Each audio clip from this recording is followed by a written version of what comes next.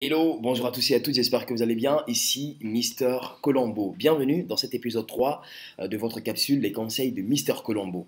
Aujourd'hui, nous allons parler de l'interview.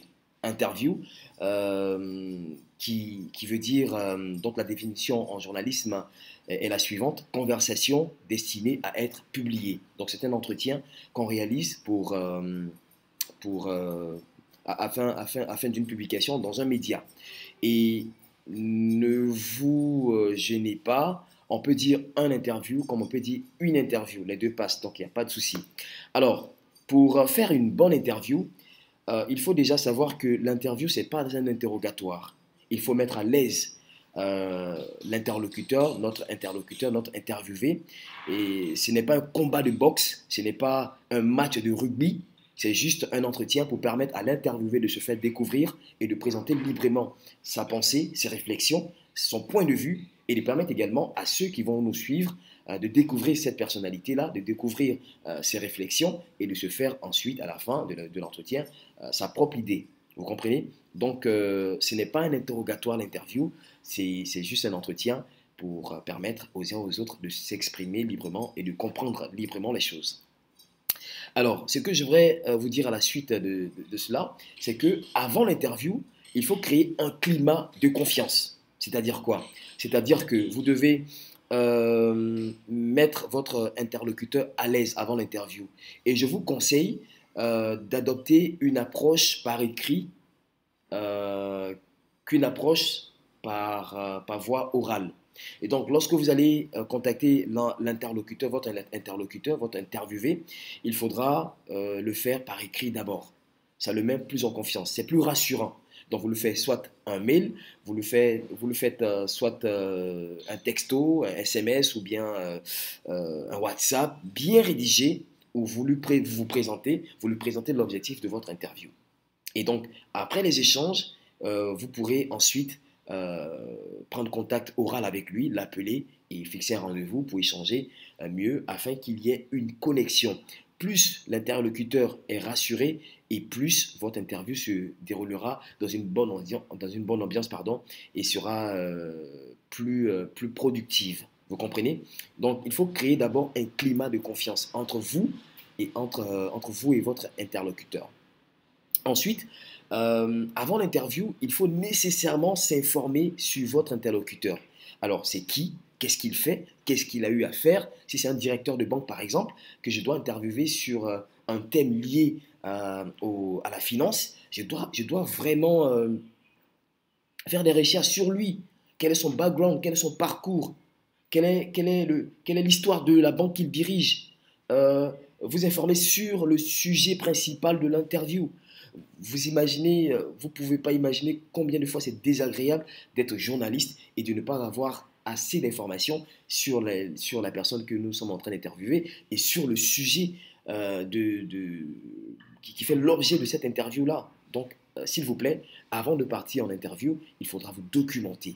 Il existe aujourd'hui il y a Internet, il y a tout ce qu'il faut pour se documenter, pour rassembler des données afin d'être le plus rassurant possible, d'être le plus confiant possible. Parce que lorsqu'on sait ce qu'on dit, lorsqu'on sait où on va, on est confiant et face à l'interviewé qui souvent aura tendance à nous déstabiliser, on sera bien calé, on sera bien droit dans nos bottes. Et donc, il faut chercher à en savoir conséquemment sur l'interviewé, c'est l'interlocuteur, mais également sur le sujet. Alors, ensuite, l'autre conseil que je vous donne, c'est de bien choisir le type d'interview qu'on veut faire. Il faut savoir qu'il existe trois types d'interviews. On a l'interview directive. Alors, c'est une interview au cours de laquelle on est précis, on va droit au but. Ce n'est pas une interview ouverte, c'est une interview fermée, avec des questions fermées. Et là, on attend de l'interviewé qui nous donne des réponses précises. Et ce format-là est beaucoup utilisé pour les micro-trottoirs ou pour les interviews de 3 minutes, de 5 minutes. Là, on va à l'essentiel, on est direct. Les questions qu'on formule sont directes. Vous comprenez?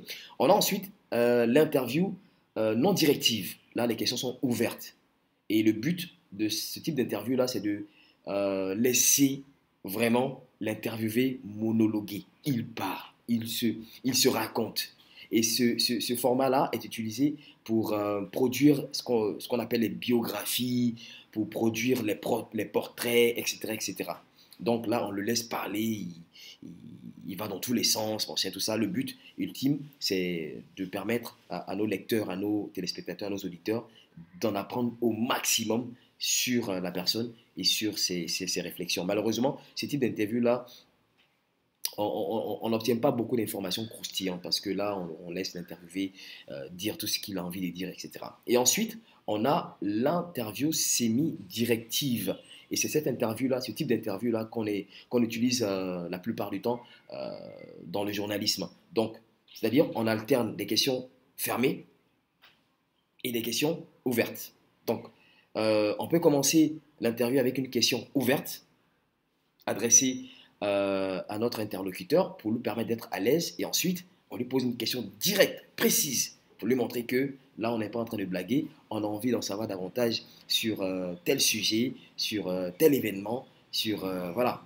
Donc on alterne interview directive et questions directives ou fermées et questions non directives ou ouvertes. Et ensuite, on choisit le bon endroit. Vous n'allez pas interviewer un directeur général dans la rue, dans un maquis. Et surtout pour l'importance du sujet. Ce que je vous conseille, c'est soit un bureau ou un salon ou un restaurant bien calme où on pourra être concentré et ne pas se faire distraire, ne pas être distrait par les bruits ambiants qui sont autour de nous. Donc, choisis bien son endroit. Et choisis également le bon ton.